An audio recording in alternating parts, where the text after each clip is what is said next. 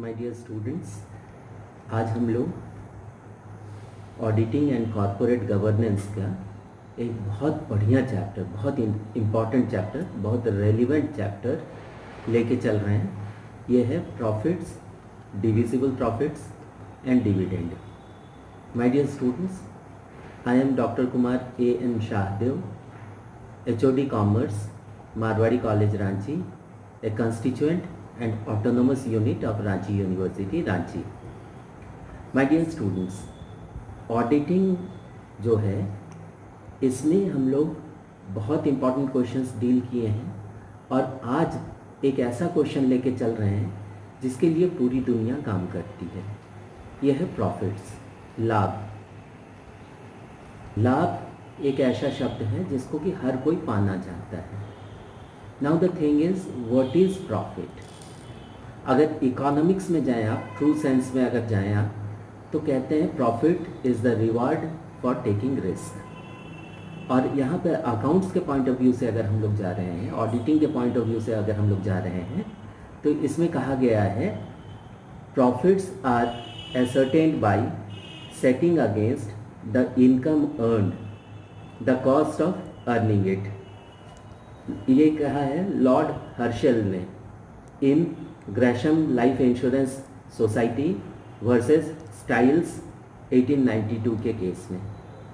My dear students, अगर एकदम simple term से हम लोग समझना चाहेंगे तो ये है, कहते हैं excess of current income over current expenditure is profit. अगर अभी का जो करेंट इनकम है उससे सारा करेंट एक्सपेंडिचर माइनस कर दें तो हम लोगों के लिए एक्चुअल जो प्रॉफिट है उसका पता चल जाता है। अगर हम लोग स्पाइसर एंड पेगलर, जो कि अथॉरिटी है ऑडिटिंग का, उसके शब्दों में जाएं तो कहता है the profit for a given period may be said to be excess current income over current expenditure applicable to that period after making good any loss on fixed और current assets sustained in the process of earning such income. My dear students, हम लोग exact profit जानना चाहते हैं, exact income जानना चाहते हैं, और वो तभी होगा जबकि कॉस्ट ऑफ अर्निंग को उसमें से माइनस कर देंगे, उसमें से सब्सट्रैक्ट कर देंगे, तभी हम लोगों को एक्चुअल प्रॉफिट, एक्चुअल अर्निंग का पता चलता है। जोसेफ लैंकास्टर ने कहा है the true profits of A business cannot be actually ascertained until the undertaking is wound up, मतलब liquidated, and therefore any periodical statement of profit or loss is in the nature of an estimate. अगर हम लोग इसमें जाते हैं profits versus divisible profits में अगर हम लोग जाते हैं तो कहा जाता है there is some clear distinction between profits and divisible profits. Divisible profits means though profit which should be distributed, which should be divided to whom, किनको देना है, किन पे डिस्ट्रीब्यूट करना है। बहुत सिंपल सा चीज़ है, जिन लोगों ने कंट्रीब्यूट किया है प्रॉफिट अर्न करने में, लाभ कमाने में जो लोग अपना योगदान देते हैं, जो फैक्टर्स अपना योगदान देते हैं, उनको हम लोग लाभ में उनका हिस्सा देते हैं। That is divisible profit. हम शुरू में ही आप लोगों से कहे थे कि accountancy is the language of business, और ऑडिट उसको कंफर्म करता है कि अकाउंट्स प्रॉपरली बने हैं, अकाउंट्स नियम से बन रहे हैं, नियम से मेंटेन किए जा रहे हैं, ये सर्टिफाई करता है ऑडिट। इसलिए ऑडिटिंग की रिस्पॉन्सिबिलिटी बहुत बड़ी हो जाती है। माय डियर स्टूडेंट्स, यहाँ आप देखें, कहते हैं कि there is some clear distinction between profits and divisible profits. All the profits of a company cannot be said to be divisible. Only those profits which can be legally distributed to the shareholders of the company in the form of dividend are called divisible profits. Dividend यानी लाभांश, लाभांश यानी लाभ का वो अंश जो उनके पास है जिनके पास पूंजी का उतना अंश है। जितना पूंजी में अंश उतना लाभ में अंश मिलता है। That is the clear relationship between profits share contribution, share capital and dividend. ये एकदम क्लियर कट इसका ये किया गया है। माय डियर स्टूडेंट्स, कॉमर्स में कोई कंफ्यूजन का जगह नहीं होता है। Commerce is a very straight forward thing, बहुत ऑनेस्ट चीज़ है, बहुत डिसेंट चीज़ है, डिग्निफाइड चीज़ है, और इसमें एक डिग्निटी मेंटेन करना पड़ता है हम लोगों को। इसमें कुछ भी जरा सा भी इधर उधर नहीं होता है। No manipulation, no misunderstanding, no misrepresentation. एकदम ऑनेस्ट, डिसेंट, डेडिकेटेड, डिग्निफाइड और डेकोरेटेड चीज़ है commerce. My dear students, divisible profits के बारे में अथॉरिटीज़ ने कहा है, एक केस हुआ है उसमें जजमेंट है, उससे एकदम क्लियर होता है। Profits of the company mean profits available for recommendation and distribution as dividends after setting aside to reserve और after carrying forward such amounts as the directors deem fit. Even the whole of the profits for the year can be carried forward. ये decision है in re Buenos Aires Great Southern Railway Company Limited versus Preston 1947 का केस में। My dear students, बहुत simple सा चीज़ है। It is rather difficult to give a precise definition of the term divisible profit. The following arguments may however be examined. The Companies Act does not lay a clear meaning of the term profits. It is practically silent on the issue.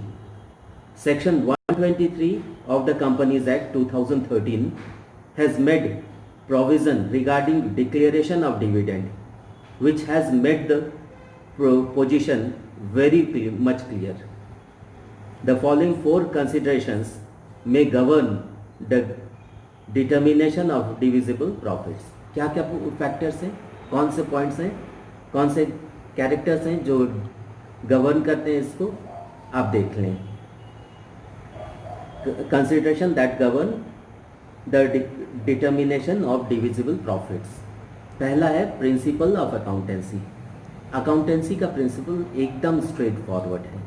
उसमें जो defined principal है, जो established principal है, जो norms हैं, जो accounting standards हैं, उनको हर हाल में हम लोगों को फॉलो करना है। प्रैक्टिसेस जो अकाउंटिंग प्रैक्टिसेस हैं।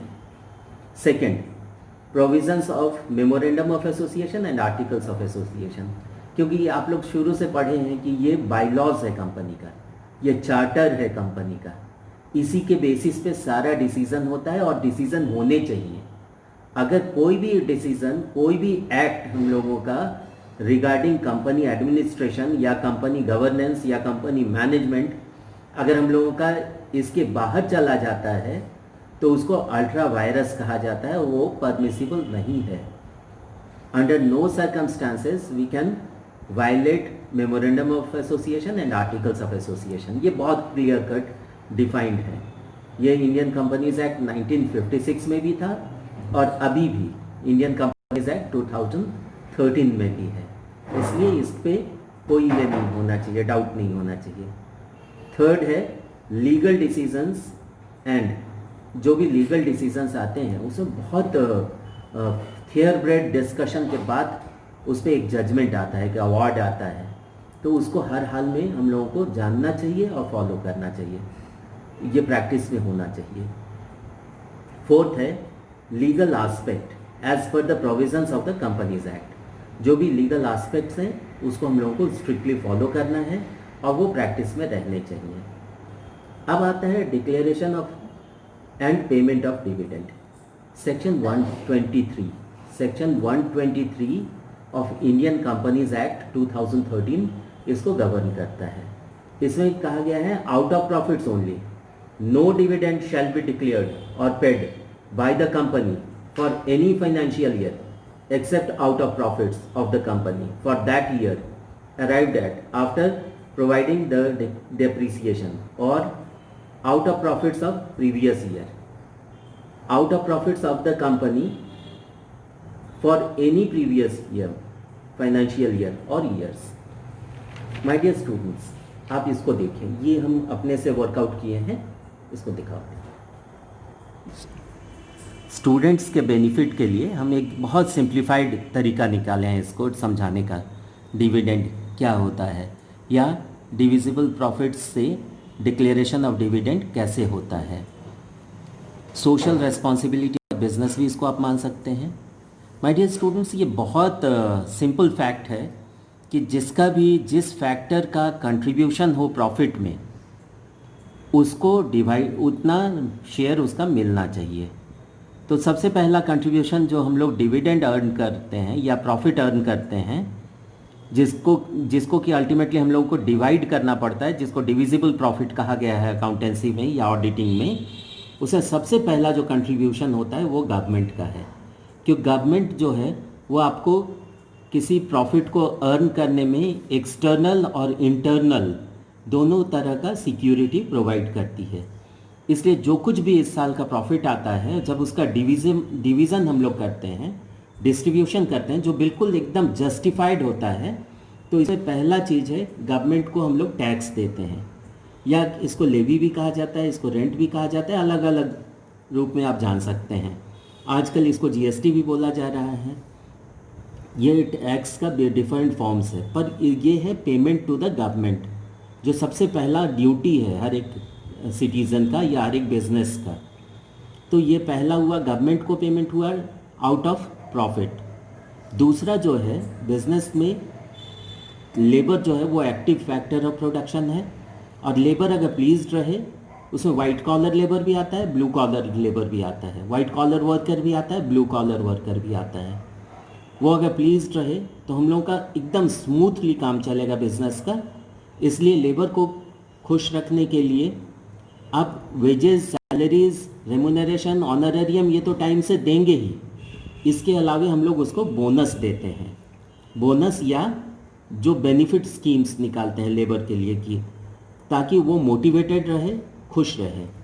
तीसरा फैक्टर जो है, जो हम लोगों के लिए बहुत इंपॉर्टेंट होता है, वो क्रेडिटर्स हैं, जो उधार देते हैं और जिनका विश्वास बना के रखना हम लोगों के लिए सर्वोपरि है। सबसे बड़ा इम्पॉर्टेंट ड्यूटी है जो कंपनी मैनेजमेंट है, कंपनी एडमिनिस्ट्रेशन है, उसका कि क्रेडिटर्स उससे सेटिस्फाइड रहें, खुश रहें। तो क्रेडिटर्स को हम लोग टाइमली इंटरेस्ट का पेमेंट करते हैं। इंस्टॉलमेंट तो देना है ही, वो तो मैंडेटरी है, लेकिन इंटरेस्ट देना है, टाइमली देना है और प्रॉपर वे में देना है। इसके बाद आता है सबसे इम्पॉर्टेंट फैक्टर जो है वो खुद बिजनेस है, क्योंकि अगर बिजनेस ही नहीं रहेगा तो सारा कहानी ख़त्म। इसलिए बिजनेस को हम लोगों को हर हाल में प्रोटेक्ट करना है, प्रमोट करना है, और उसके डिग्निटी को, डेकोरम को, डिसेंसी को बना के रखना है, उसके स्टेबिलिटी को, उसके इंटैक्टनेस को बना के रखना है। तो इसके लिए हम लोग प्रॉफिट में से, आप लोग जानते हैं कि हम लोग जब अकाउंटेंसी में फाइनल अकाउंट्स प्रिपेयर करते हैं साल के आखिरी में, तो फाइनल अकाउंट में सबसे पहला चीज़ हम लोग ट्रेडिंग अकाउंट बनाते हैं या मैन्युफैक्चरिंग एंड ट्रेडिंग अकाउंट बनाते हैं, और उससे हम लोगों को ग्रॉस प्रॉफिट या ग्रॉस लॉस का पता चलता है, यानी सकल या कुल मोटा मोटी ग्रॉस प्रॉफिट का पता चलता है। उसके बेसिस में हम लोग प्रॉफिट एंड लॉस अकाउंट बनाते हैं या statement of profit and loss बनाते हैं, तो जिससे हम लोगों को नेट प्रॉफिट का पता चलता है, शुद्ध। और इसके बेसिस पे, नेट प्रॉफिट के बेसिस पे हम लोग profit and loss appropriation account बनाते हैं या profit and loss adjustment account बनाते हैं। ये बिजनेस के लिए बहुत ज़रूरी है। यहाँ हम लोग नेट प्रॉफिट में से रिजर्व्स, फंड्स, प्रोविजंस, सरप्लसेस ये क्रिएट करते हैं, ताकि बिजनेस के पास एक अपना सपोर्ट सिस्टम तैयार रहे, एक सॉलिड फंड तैयार रहे कि किसी भी कंटिजेंसी को बिजनेस तुरंत मीट कर सके। इसके बाद आता है एसेट्स को बचा के रखना हम लोगों को, खास करके फिक्स्ड एसेट्स को, क्योंकि वही अर्न करता है प्रॉफिट। तो इस एसेट्स को बचा के रखने के लिए हम लोगों को प्रॉफिट में से डेप्रिसिएशन क्रिएट करना पड़ता है, डेप्रिसिएशन फंड क्रिएट करना पड़ता है। तब हम लोगों का एसेट्स हमेशा मेंटेन्ड रहेगा और एसेट्स का टाइमली रिप्लेसमेंट हो सकेगा, जो अपडेटेड उसका वर्जन है उससे। मतलब जो नया किस्म का जो उसमें सिस्टम में नया चीज़ आ रहा है, उससे हम लोग उसको रिप्लेस करेंगे। इसके लिए एक प्रॉपर, एक डिसेंट, एक डिग्निफाइड फंड हम लोगों के पास होना चाहिए ताकि हमको किसी और के ऊपर डिपेंड नहीं करना पड़े, टाइमली उसका रिप्लेसमेंट हो सके और बिजनेस की कंटिन्यूटी बनी रहे। इसके बाद आता है कंटिंजेंसीज। फ्यूचर को कोई नहीं जानता है। कोई जानता था कि आज कोरोना स्प्रेड करेगा पूरी दुनिया में, पूरा इकोनॉमी शैटर हो जाएगा कोरोना के चलते? नहीं। तो इस तरह के कंटिंजेंसीज कभी भी कहीं भी आ सकते हैं। बिजनेस हमेशा आगे की सोच के चलता है। इसलिए कहते हैं ना कि बीती ताही बिसारी दे, आगे की सुध ले। तो हम लोग के लिए ये ज़रूरी है कि कंटिंजेंसीज को मीट करने के लिए एकदम हर तरह से हम लोग प्रिपेयर्ड, अलर्ट, कॉशस और केयरफुल रहें। इसके लिए रिजर्व्स क्रिएट किया जाता है, खास करके सीक्रेट रिजर्व। इसके बाद आता है कस्टमर। कस्टमर जो लाइफ ब्लड है बिजनेस का। हिंदुस्तान का इतना इज्जत क्यों है? क्योंकि दुनिया का बहुत बड़ा मार्केट है, 135 करोड़ कस्टमर एक देश में। तो कस्टमर्स जो होते हैं वही लाइफ ब्लड होते हैं बिजनेस के। वो सबसे इम्पॉर्टेंट फैक्टर हैं बिजनेस के, उनका इम्पॉर्टेंस सबसे अधिक है। इसलिए कस्टमर्स को हम लोगों को खुश रखना है, तभी हमारा ब्रांड फॉलोइंग बना रहेगा, कस्टमर लॉयल्टी बनी रहेगी। कस्टमर्स को सबसे अधिक इम्पॉर्टेंस दिया जाता है, तो उनको समय समय पे कोई ना कोई gift, schemes, benefits, customer benefits जो आते हैं ऑन अचीविंग टारगेट्स वगैरह, उसको देना है ताकि हम लोगों के कस्टमर्स कहीं और ना चले जाएं, और तभी हम लोगों का गुडविल बना रहता है बिजनेस का। और इतना सब कुछ मीट करने के बाद, सारे फैक्टर्स को सेटिस्फाई करने के बाद, सबको प्लीज़ करने के बाद, क्योंकि बिजनेस का मतलब ही है बढ़िया से काम को मैनेज करना। अंत में हम लोगों का आता है सबसे इम्पॉर्टेंट फैक्टर, जो सारा रिस्क लेता है, जो सारा जोखिम अपने सर पे उठाता है, वो है ओनर या इक्विटी शेयर होल्डर्स या एंटरप्रीनियर जो है। उसके उत्साह को, उसके हौसला को बना के रखना हम लोगों के लिए सबसे ज़रूरी होता है। इसलिए इन सबको देने के बाद हम लोग डिविडेंड डिक्लेयर करते हैं, प्रॉफिट का वो हिस्सा जो सीधा सीधा ओनर को मिलता है, और ये अंत में दिया जाता है।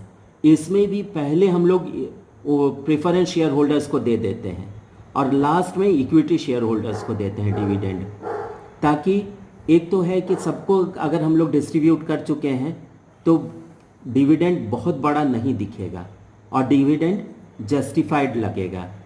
तो इसलिए ये ज़रूरी है कि ओनर्स को हम लोग हमेशा सेव करके, प्रोटेक्ट करके, प्रमोट करके चलें और उनके खुशी को, उनके हौसला को बना के रखें, उनको मोटिवेट करें, उनको रिस्क लेने के लिए तैयार करें, उनके उत्साह को, उमंग को बचा के रखें। उनका एक मोरल रेजिंग का हमेशा हम लोगों के दिमाग में पॉइंट रहना चाहिए, और तभी वो उन लास्ट में ओनर को डिविडेंड देने से एक और फ़ायदा होता है, जब सबका शेयर उसमें से निकाल देते हैं तो जो कुछ बचता है उसमें इनकम टैक्स भी कम मिलता है, लगता है, और सीधा सीधा जो बचेगा वो ओनर्स को मिलता है। इसलिए डिविडेंड को लास्ट में डिक्लेयर करते हैं ताकि वो छोटा दिखे, उस पर इनकम टैक्स कम लगे और वो बचा के रखा जा सके। तो माय डियर स्टूडेंट्स, इस तरह आप लोगों ने देखा कि प्रॉफिट्स, डिविजिबल प्रॉफिट्स और डिविडेंड, इसका रिलेशनशिप कितना इम्पॉर्टेंट है, इसका कनेक्शन कितना इम्पॉर्टेंट है, और ये अपने आप में कितना सिग्निफिकेंस रखता है कॉमर्स के फील्ड में, अकाउंटेंसी या ऑडिटिंग के फील्ड में। क्योंकि पूरी दुनिया प्रॉफिट्स के लिए काम करती है, और प्रॉफिट्स ऐसा हो जो डायरेक्टली मिलता हो ओनर को, इसको डिविडेंड कहा जाता है। मतलब इसमें नज़र नहीं पड़े, इसलिए पहले डिविजिबल प्रॉफिट्स इसमें से क्रिएट कर दिया जाता है, ताकि जो कुछ भी बचेगा डिविडेंड वो एक्चुअली मिले ओनर को या इक्विटी शेयर होल्डर्स को, और उनका एक पर्पस बिजनेस करने का वो फुलफिल हो कि इकोनॉमिक सस्टेनेबिलिटी उनका बना रहे हमेशा। तो I hope the concept is clear. Thank you very much and all the best.